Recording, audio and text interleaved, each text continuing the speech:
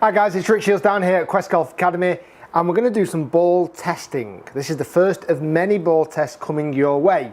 And I've started with the big dogs, the Pro V1s, Titleist Pro V1 and Pro V1x. These are the brand new models starting this year. Now this whole review, this test, started about 3 weeks ago because I had the opportunity to be out in Spain at Lumina Golf Resort, and I wanted to test these golf balls from the green and work my way backwards until we hit some balls today on GC2. That was the whole idea. I wanted to see how it reacted off the putter, how it felt, what the feelings I was getting on the chip shots, even on the pitch shots, with no data, just feel, straight out feel.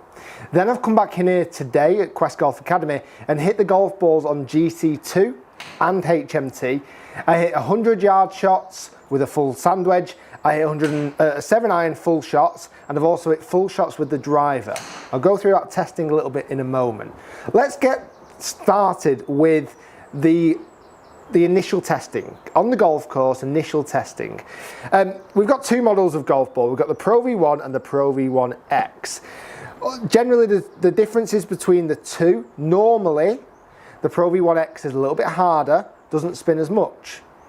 But a lot of talks around these golf balls this time that these two golf balls are almost swapped roles. You're actually going to get a little bit more spin from the Pro V1x. I wanted to see if that was the case.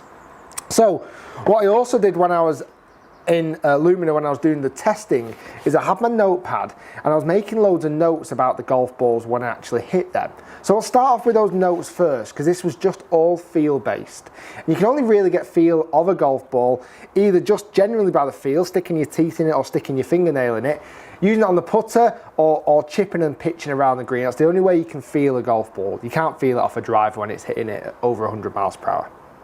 Or at any speed for that matter. So Titleist Pro V1, this is the one with the black number on, the ball that I would normally gravitate towards when testing, and I normally use when I've used Pro V1s in the past. What I was finding from this particular golf ball is it was very soft off the putter, very soft. And I did putts from 3 different lengths: short putts, medium putts and longer putts, 3 from each station with each golf ball. And I was finding that the Pro V1 had a very soft feel and it was very quiet off the putter, super quiet as I hit it, which was interesting because it did feel super soft. Moving into the Pro V1x, so this is the one with the red number, again typically a little bit harder, normally a slightly higher compression ball. This time on the Pro V1x, it's almost like I've written the same thing. Soft off the putter and a quiet sound off the putter. And again, I did the 3 stations, short, medium and long. And the reason why I was getting both of those two numbers, both of those same descriptions, is because the cover of these two golf balls is exactly the same. The cover is exactly the same. It's what's inside these golf balls changes the way they perform. So on putts, I wasn't seeing a single bit of difference. So far I couldn't separate them on putting. I then did some chipping just off the side of the green. I hit 3 from the side of the green and I hit 3 kind of 40, 50 yard pitches as well off the fairway. Chips are out the rough and pitch are on the fairway. And for the Pro V1, I got the description of it felt soft and it would high spin. So when I was throwing it in the green, it felt like it was grabbing quickly. That was the sensation I was getting from the Pro V1. From the Pro V1x, I was getting soft feel, and I've described it as only good spin. I wasn't saying it high spin. That was interesting. For the Pro V1x, being the red number, I was saying it just had good spin. So that would be the black box instead of the gold. The Pro V1x is the red number with the black box. That was saying for me, it was just good spin on chipping and pitching. So that was the bit of the on-course testing I wanted to do. And I didn't video it with data. I just wanted to get the feel only. And that's how I would always advise any player to pick a golf ball. Pick it on feel first. How it feels off the putter and how it feels when you're chipping and pitching. So now I've come back inside and I've done some data testing.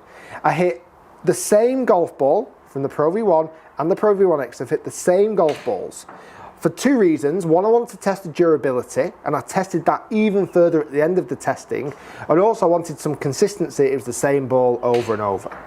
So the 100-yard shots I hit with a 56 degree brand new tailor-made spin milled wedge, brand new.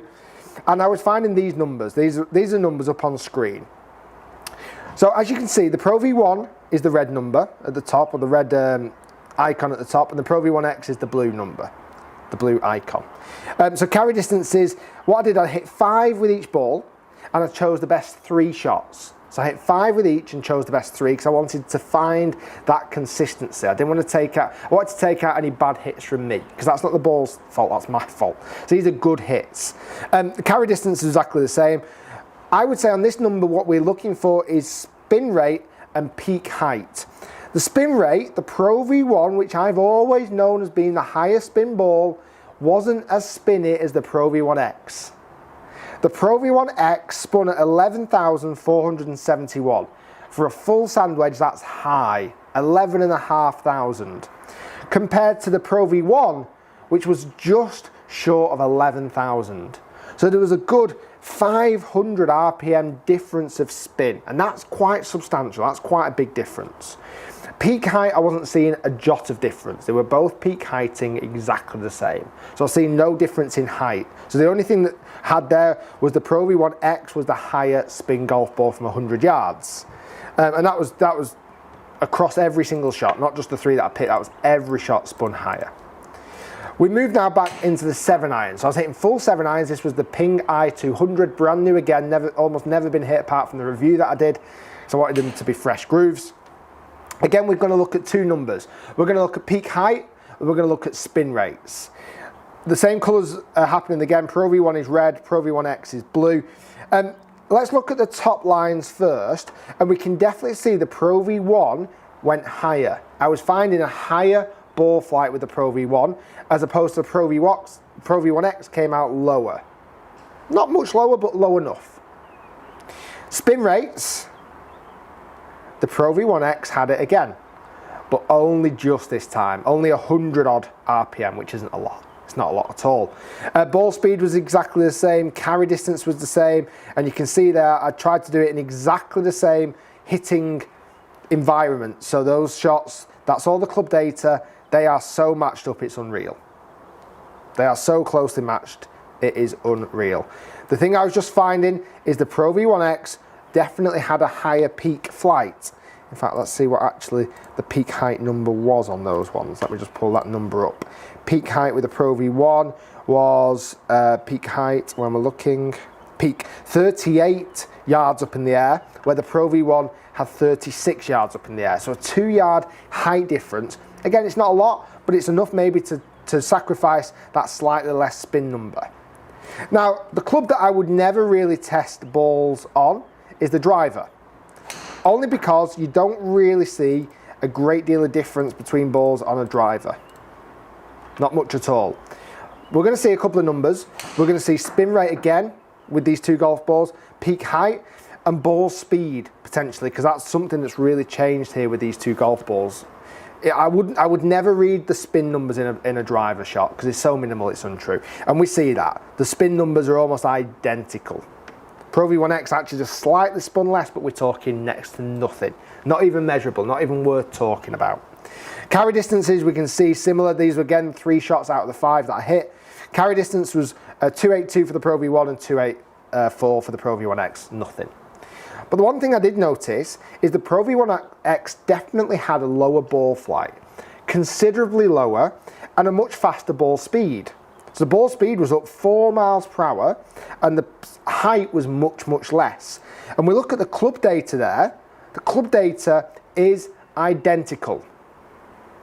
The club data, even the strike, there's a tiny, tiny bit of difference, but we're talking next to nothing. That's very interesting. The ball speed of the Pro V1x came out faster. Which one's Pro V1x now? Faster, and I was getting slightly less height. So that might be something that some players will look into, whether that lower flight and the ball coming out faster is going to be beneficial to some players. But you can see there's not next to no difference. So that was very interesting. I found that, just to summarise those numbers, the Pro V1x had more spin on the 100-yard shot, had slightly more spin on the 7-iron shots, and no difference in spin on the drivers. The Pro V1 had much higher ball flight on the 7-iron and the driver shots, but wasn't as spinny as the Pro V1x. The Pro V1x I was getting more spin from generally. Not on the driver so much, there was no difference. Pro V1x, 4 miles per hour faster off the ball speed from what the testing I did. And they would hit exactly the same club head speed. So that's quite a substantial difference, and Pro V1x was lower flighted. So what I did then, I did a durability test. After I'd hit both these golf balls for the durability of that whole test, I then carried out another 10 shots with a full sand wedge, not on GC2, just off the side of the mat, and you can see it there. Hit 10 full shots with a sand wedge to see what the durability was like, to see how long these golf balls would last you, because they're expensive. I was mightily impressed. There's scuffing, yes, there is definite obvious scuffing, you can see it up on screen there. But after, so how many shots that's 5, 10, 15, 25 shots, hit hard, hit into a net, which isn't probably, you know, the screen that I'm hitting it into in here, hitting it with brand new golf clubs with sharper than sharp grooves on the wedge and the 7-iron. That's not bad, but it has scuffed. There's visible scuffing. I wouldn't use that golf ball in competitive play after that many shots. Same with the Pro V1x, exactly the same. I was seeing the same scuffing because, again, the covers are identical. I was seeing exactly the same sort of scuffings. Now, cutting these golf balls up, I've always wanted to say this. It's the ones I did earlier. We see Pro V1. Pro V1, I believe, is a 3-cover golf ball. It's got the outer cover, it's got the slightly inner cover, and then the middle core, which is more of a solid core. I don't know what that means, but I just thought I'd show it you. Pro V1x is 4-piece. You see the outer cover, inner cover, then you've got an inner core, and then you've got a center core. That's helping, I guess, with more spin rate. That's the only reason why it would be more spinny. I don't know enough about golf ball cores to be able to tell you enough information about that, but I like to see inside the golf balls anyway, just because we don't get to see it often. So, interesting there, the Pro V1 and the Pro V1x. If I read all the information on these boxes, every single golf box says the same.